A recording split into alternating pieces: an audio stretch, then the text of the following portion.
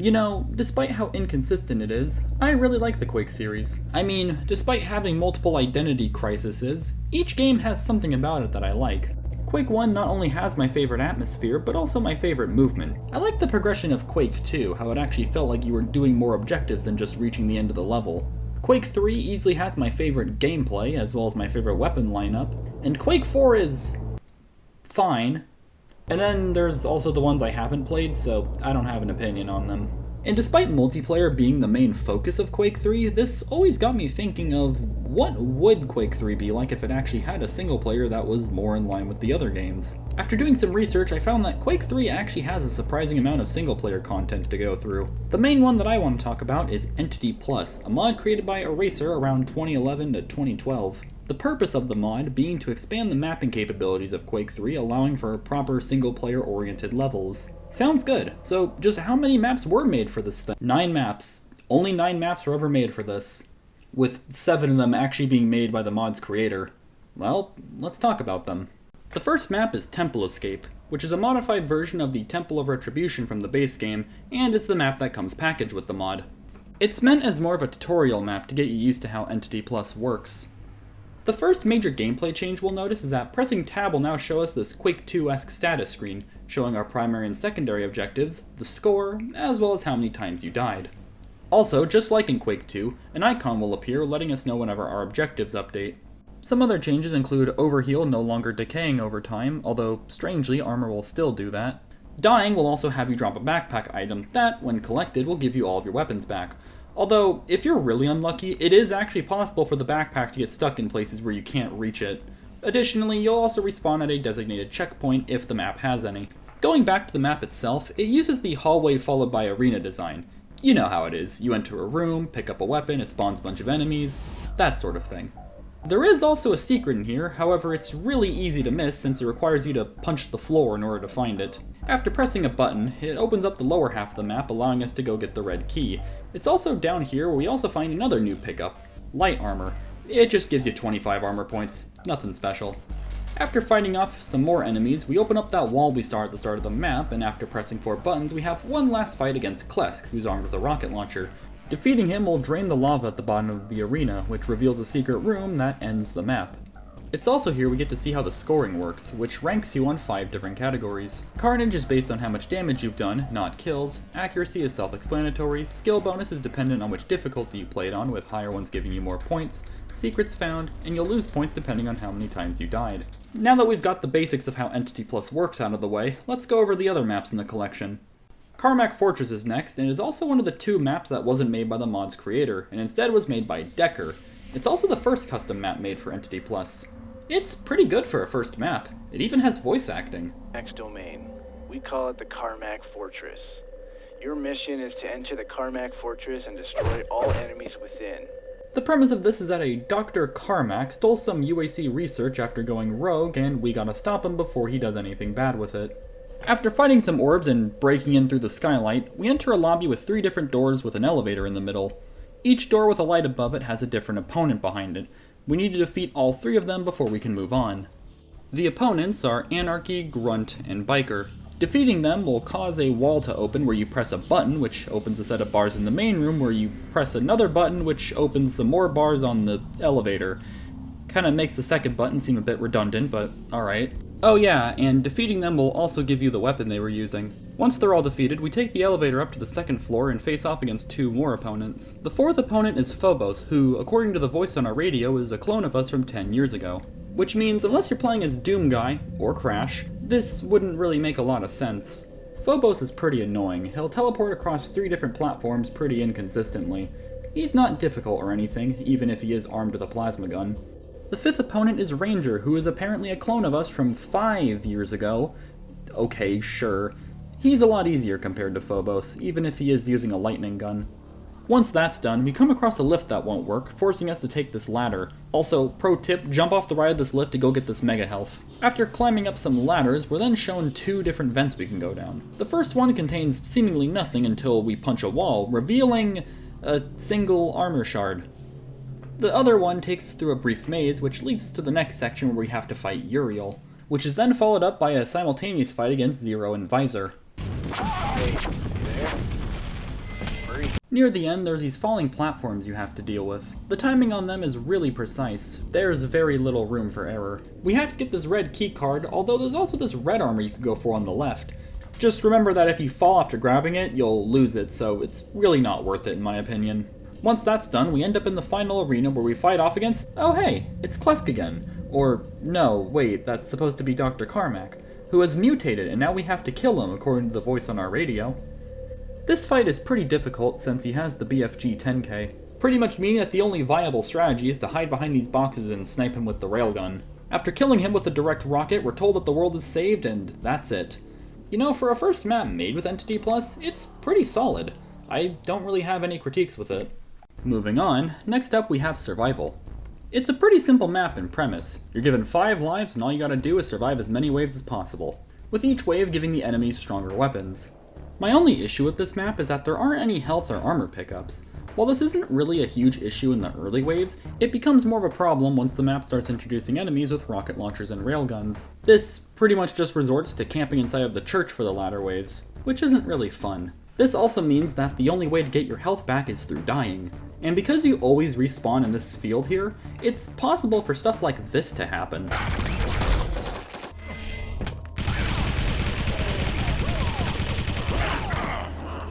Actually, I lied. There is a health pickup in this map. Yeah, if you jump on top of this candle thing, you can punch out this window, revealing a secret containing 5 health.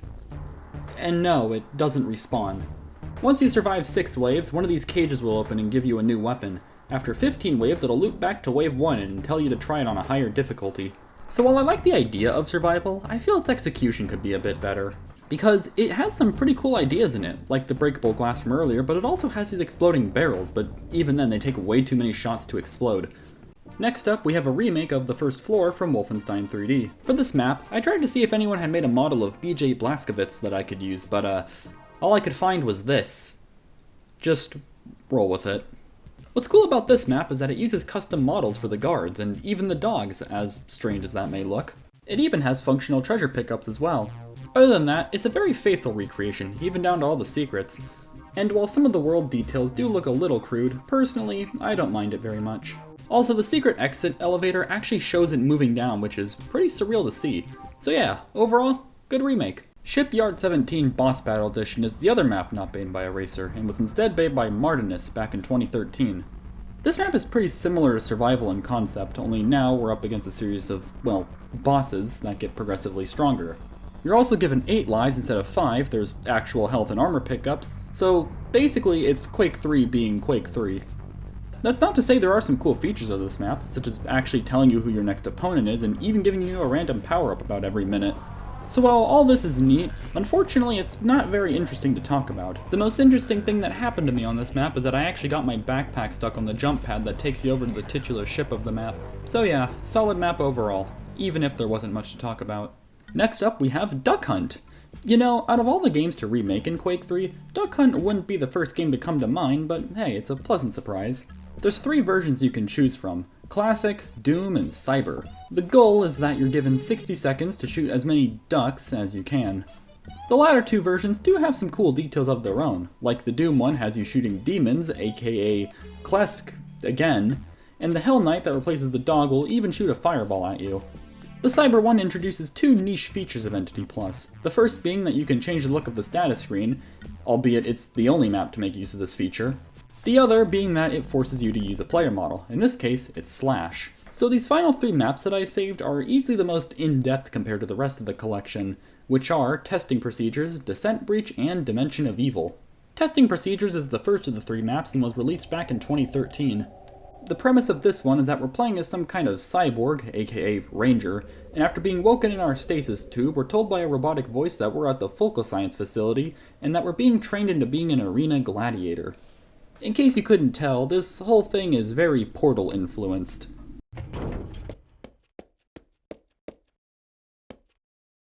We started off with some basic training, you know, things like moving to the other side of a room, navigating one of those raising wall mazes, failing to do a strafe jump across a pit, and even some platforming. And I would have had a good time on this speed test if I didn't get caught on the door right at the end. Test results on your fitness have indicated that you will be able to survive an arena deathmatch for at least 48.6 seconds. After completing the tests and taking an excruciatingly long elevator ride, we arrive at that portal test chamber I alluded to earlier. Also, not GLaDOS apparently tells us that this was designed for people 4 and younger.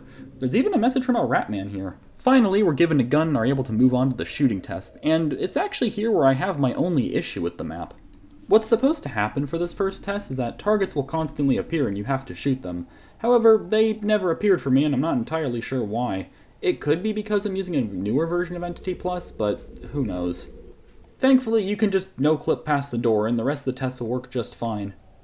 After another elevator ride, we have our first actual arena match inside of a room that resembles the Temple of Resurrection. We come across a door that not GLaDOS, who from now on I'll just be calling Nados, says that she'll open for us, except she doesn't. So naturally, we jump down the now open hole and fall into a trash compactor. Thankfully, Nados comes in at the last second and saves us, only to tell us that we'll be stuck down here forever. Thankfully, we see some light peeking through a wall and break our way out. We eventually end up in a room where we have to dodge some lasers, otherwise it'll trigger an alarm. Once you get to the end, a visor comes along and triggers the alarm anyway, leading us to another fight.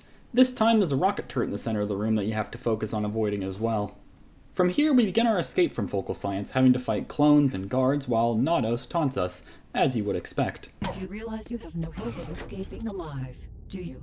Maybe you could if you had a bigger weapon, something like a plasma gun.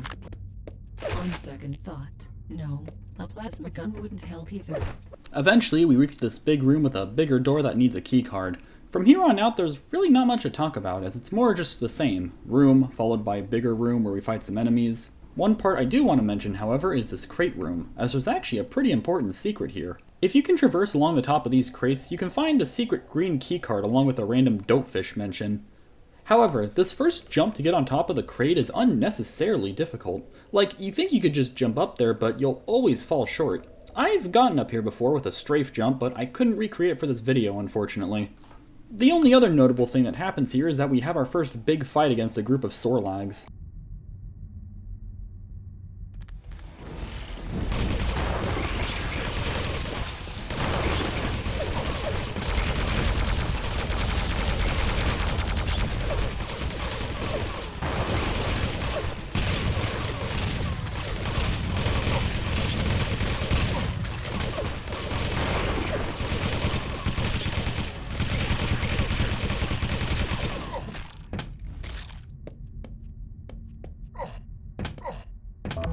Near the end of this section, we also find that door that requires the green keycard, and behind it we can find a cake! It even gives you 200 health when you eat it. After unlocking the door, we're pretty much in the home stretch at this point. Only a few more encounters before we end up in this big room. It's here we eventually have our last fight against Nados. It even shows us all of her components, like the core, the weapons, and of course the obligatory weak spot. Once you destroy a set of the weak spots, she'll start using a new attack, going from launching a volley of grenades to eventually summoning minions. After the weak spots are destroyed, all you have to do now is destroy the core, and once that's done, we enter the elevator behind her. But of course, it wouldn't be that simple. We're stripped of our weapons, and we see a bunch of enemies running around while alarms are going off. Eventually, we stop for a moment and see another ranger? Also, Nados says something around here, but it's really hard to make out what it is.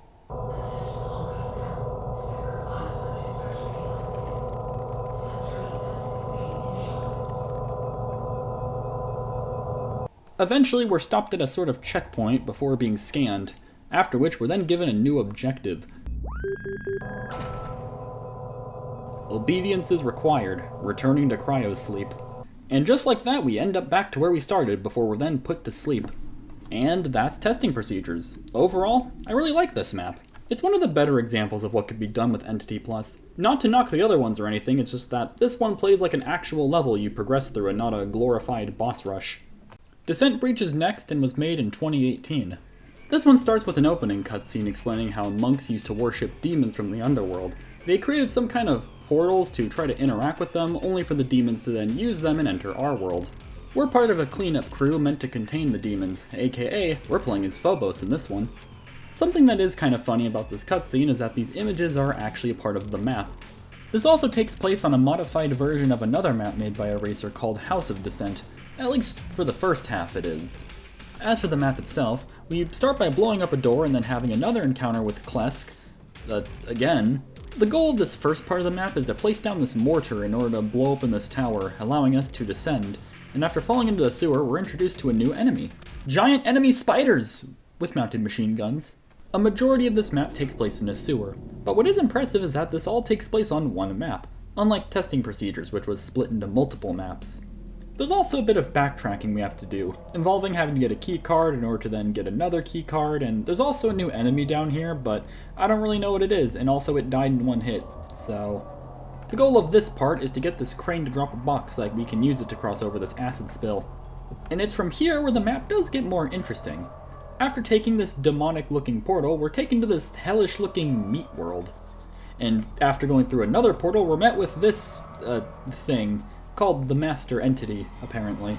Well, whatever this is, it's responsible for the invasion, and we just gotta shoot at its tendrils and eventually its core until it dies. The Master Entity defeated, and the world is safe again. For now. So yeah, overall, solid map. The last map in the collection is the Dimension of Evil, which was made fairly recently, being made back in 2021, and it shows, as it's easily the most impressive map out of all of them. In this one, we play as Zero, aka the Railmaster. Oh great, the spiders are back. The premise of this one is that we have to escape the Dimension of Evil by finding 2 keys so that we can enter whatever that is over there. What's cool about this map is that there's some actual set pieces in it, which is something that the earlier maps didn't really have. Such as early on, a group of Uriels will break through these bars, and also this elevator sequence where enemies will fire grenades down on you before eventually jumping down themselves. That's another thing these maps do well, is actually making good use of Quake 3's grenade launcher. I only say this because this weapon is pretty infamous for being, not great. Speaking of the elevator sequence, it also has my only issue with the map, which is that after it, you're supposed to turn right and go down a sewer in order to get an iron key. When I first played this, I didn't realize this at first. The enemies come at you from the main door, so that's naturally where you're going to be focused on. It's not that big of a deal, but I did get stuck here the first time I played this because of that. Hey, check it out, another set piece. This one has us blowing up a wall with some dynamite. That's cool. The backtracking here also isn't that bad, at least compared to Dissent Breach, since once you pick up the silver key, some bars will open up and take you back to the start of the map. Going down the second path to get the gold key, it does a fake out on us and then drops a Never mind. After avoiding some crushers and opening up the iron key wall, we're met with this big room with 3 different paths we can go down. There's also a new enemy down here, these orb-looking things that float around and shoot grenades. The first trial we do has us fight this big demon that doesn't really look like Klesk, and after each trial we touch this altar thing with an orb on it that opens up a new path. The second path has us jumping across some moving platforms, nothing special. Yeah, like I'd do a risky jump for 2 armor shards. The final path has this rocket turret you need to dodge. It'll even shoot these explosive barrels if you're not careful enough. After pressing a button on it and blowing up the wall, we traverse through a small cave and finally get the gold key. Heading back and placing the 2 keys at the start, we cross a transparent looking laser bridge and enter the mouth of whatever this is. After fighting in a pool of blood and swimming through it that will pretty much always start drowning you, we end up in this abyss with a face on it, as well as more floating orb things. We get another key here, except picking it up will make that face on the wall start shooting BFG 10K projectiles at you. Unfortunately, I encountered a similar bug that was in testing procedures, where we have another softlock that requires no-clip. In this case, it's an invisible wall. Although, this might be an issue on my end, since watching the official playthrough doesn't have this problem, so I have really no idea why this happens. After no-clipping past it, we appear to end up in the starting room, only for this to happen.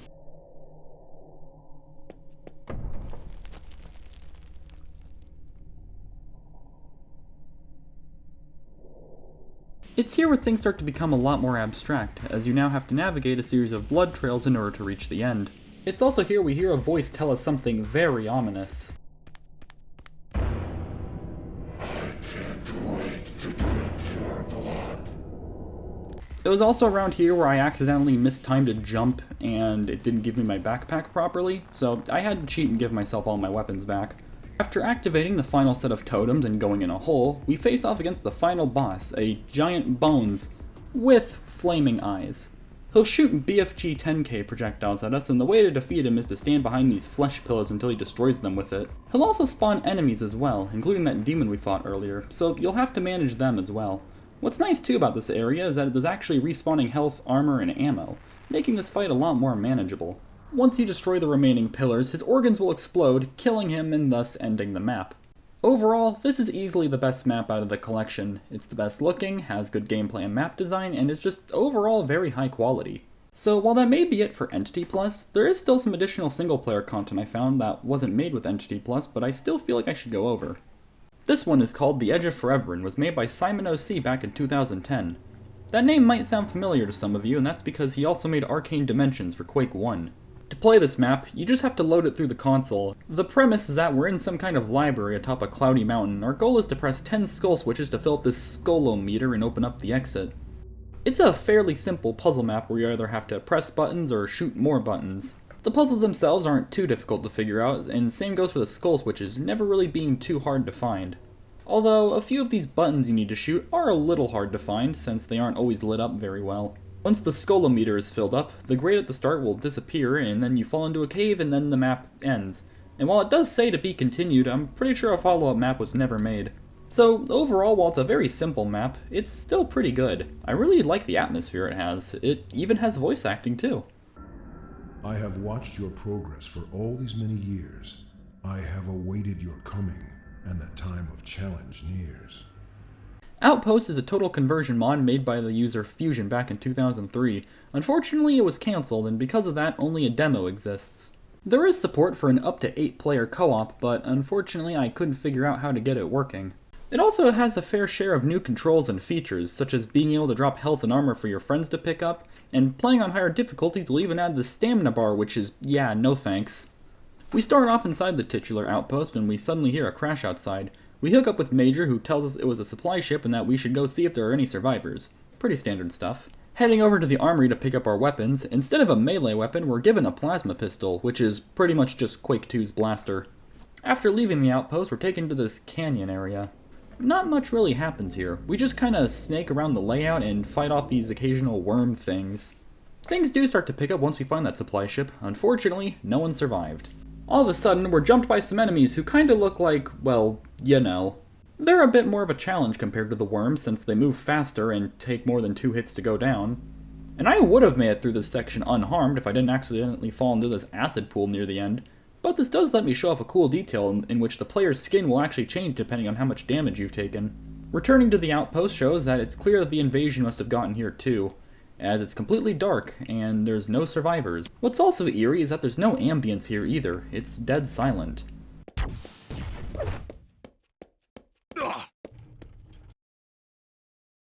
I have no idea if this was intentional or not, but it really does add to it. After exploring the outpost some more and fighting more demons and eventually this big fella, the map just ends. It's a real shame this got cancelled, as this had a lot of potential for a Quake 3 co-op campaign. Thankfully though, this last mod I have does make up for that. Also released in 2003, this time by Ace Team, the Dark Conjunction is another total conversion mod that, while also unfinished, still has quite a bit to talk about. The mod begins with some backstory. To summarize, thousands of years ago there were 2 forces that controlled everything about the world. Then, for some unknown reason, the 2 began to fight each other, leading to the greatest battle of all time. In short, everything died with very few survivors, one of whom was named a Jivatkar, who sealed himself in the earth so that he could continue living. Another one of the survivors, named Alikin, also became a keeper of the temple that a Jivatkar was buried in. Centuries later, the seal has been broken and now we have to deal with that. We begin proper inside of a plane, where you can instantly tell something is wrong because one of the pilots can't get a radio signal. Damn, no response. Shortly after, our plane is shot down, but of course we survive it, and then we're met with this guy who says this.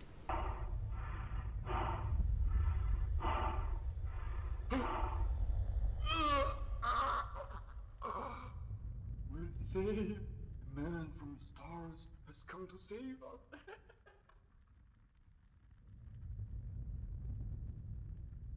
Stepping outside, we're met with this gloomy town where we can see a lot has already happened. Going left, we see this giant dead monster, and even going forward, we can spot something walking across the overpass above. After a short walk, we then have to drop down and... Okay, hang on. So we need to drop down carefully.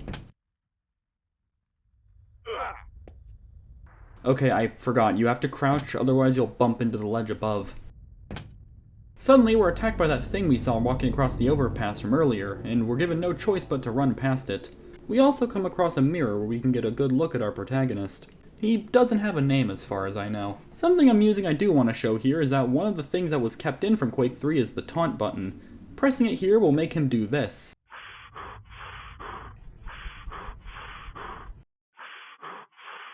It's also around here we finally get our first weapon, a bone. You won't see me use this very often. While it does alright damage, the windup it has makes it very unreliable in most situations. All of a sudden, we're then cornered by this thing until...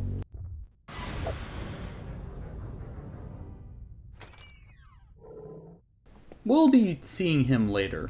Thankfully though, we do get our hands on an actual weapon, a revolver. It does decent damage and needs to reload every 6 shots. I should note that you can't reload it manually, meaning there can be times where you pull this out, fire a shot, and then immediately need to reload it. The next level takes us to this plane runway where we have to fight off enemies while also finding keys. Now that we're in a more open space, I also want to talk a bit more about these enemies, referred to as Anks. They throw fireballs that not only move really fast, but also will home in on you, and take some really wide curves to do so. Meaning if you don't have immediate cover, you're going to get hit, and they do a lot of damage, even on easy. We're also introduced to this blue thing called a Metlar. They hop around slowly and eventually charge into you. After entering this building and crawl jumping through a vent, we end up in this laundry room, and it's here we actually get some environmental storytelling. We can see the washing machines are still running, implying that this attack happened fairly recently.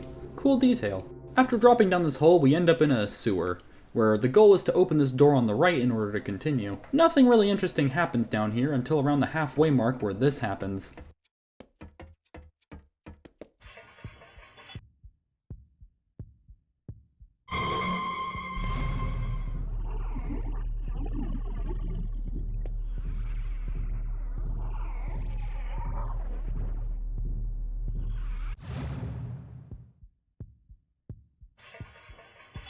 Oh hey, it's that thing from the title screen. Help me!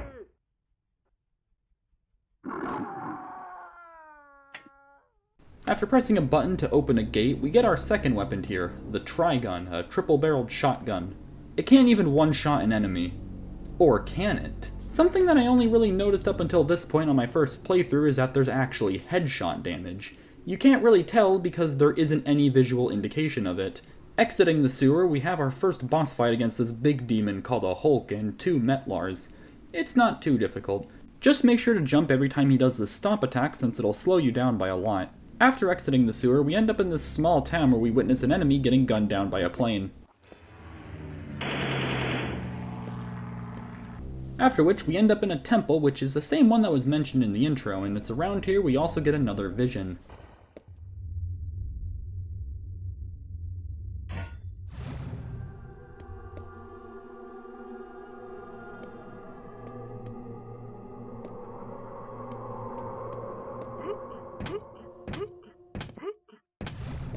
When the vision ends, you're immediately attacked by this new enemy called a Bat Demon, and if you aren't already moving, you're pretty much dead. I want to take this time to quickly talk about saving. Yeah, you can do that, just press F5 and it'll save. Right? Well, yeah, but turns out it only saves at the start of levels, meaning you'll have to restart it every time you die. There's no mid-level saving. This usually isn't a big deal since most levels are pretty short, but then there are moments like this where you're pretty much blindsided and have to restart the level, all because of something you couldn't see coming.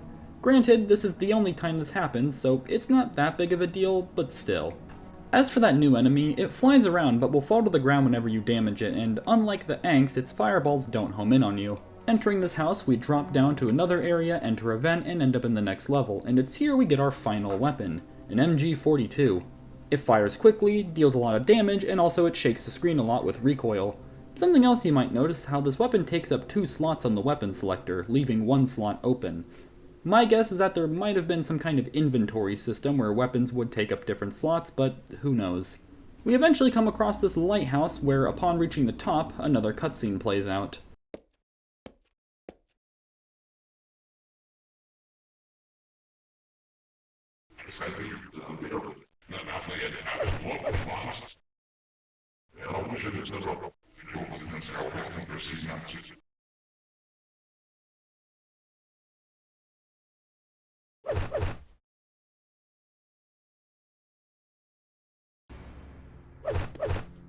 We now have to follow this orb back to the start of the level. Returning to the previous level, the radio from before now has a message for us.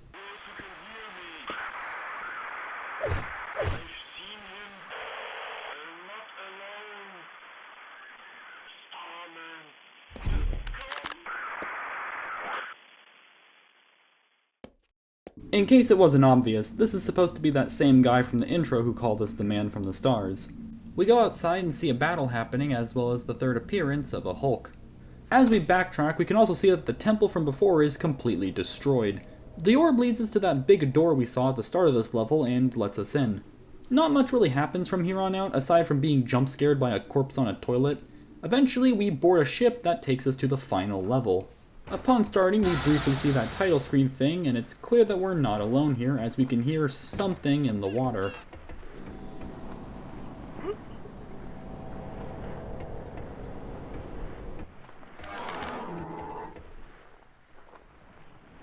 After resupplying and heading back to the front of the ship, one final cutscene plays out.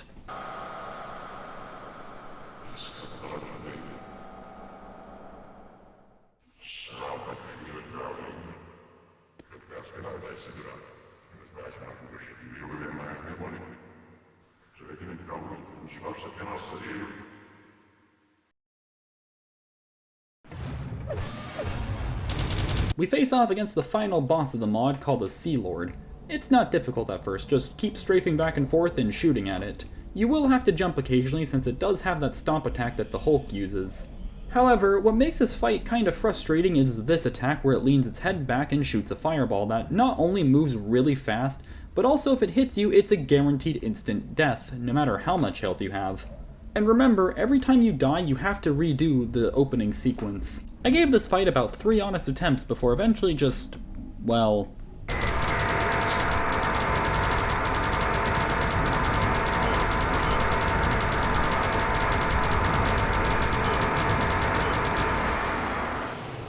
And that's it. We're given a congratulations that we finished the mod, and it tells us to go back to the title screen. It's kinda sad that Dark Conjunction never got a new version after this, as this had a lot of potential behind it. I could easily see this being the Quake 3 equivalent to They Hunger for Half-Life, both being total conversion mods with an emphasis on horror while not being full-on horror games. And that's all the single-player content I could find for Quake 3. It goes to show that Quake 3 actually works very well as a single-player game, but I can also understand why a lot of these didn't catch on. I mean, the whole appeal of Quake 3 is that it's the multiplayer one, and let's be real, Quake was always more known for its multiplayer than its single-player. Now, I didn't go over every single-player mod, whether it be because it didn't fit the theme of the video, or because I couldn't get it working. An example would be this one I found on ModDB called Hunter's Moon mod, which claims to be a Quake 3 single-player experience, but also it's a Doom 2 total conversion, so I'm not really sure if that counts. Ah, what the hell. Let's give it a try. There might be something here worth talking about.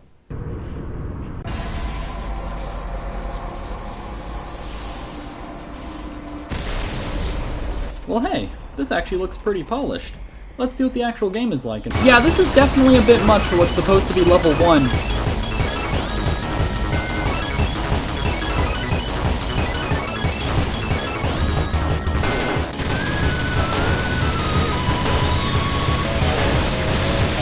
Look, the mod's not bad or anything, it's very over the top and,